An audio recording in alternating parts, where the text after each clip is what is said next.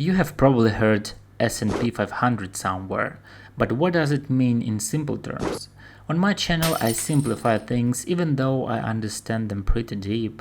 On other channels you would be told about what is S&P, which is a credit rating agency established in blah blah blah. Who cares? If you care, go and Google. Do you care about how Pepsi got its name? You just care about its taste, right? So let's talk about what is index S&P 500 itself and how you can use it. Any index tracks the performance of several assets. For example, there is a price of Apple's share, and there are a lot of indexes where Apple is one of the index components among other shares. S&P 500 tracks the performance of 500 largest companies of the United States. Apple is one of that 500 companies, as well as Amazon, Nvidia, Tesla, Microsoft, and 455 other biggest companies. The bigger the company, the more its individual share price change affects the change of the index. Here you can see all 500 companies by size. The bigger the square, the bigger the company. In simple terms, if Apple's share price grew by 1%, and all other 499 companies' shares price didn't change, the index would grow much more comparing to if Organon share grew 1% and all other 499 companies' share didn't change.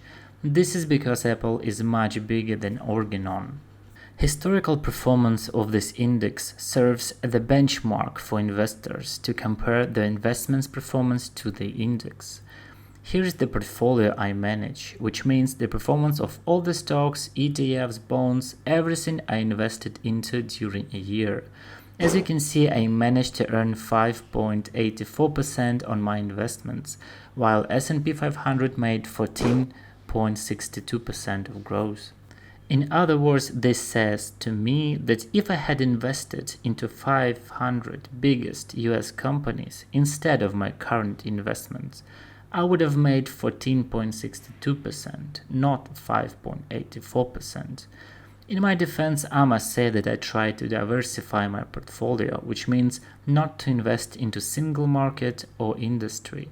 And therefore, I have investments into UK property, government bonds, India, China, etc., while S&P 500 is US only companies index. In the event of the US significant decline, I won't be affected as much as if I invested into just US companies. However, this limits my upside as well, but that is okay. So now when you see the chart showing the historical movement of S&P 500 index, you can understand that this is how 500 biggest US companies shares moved along the period.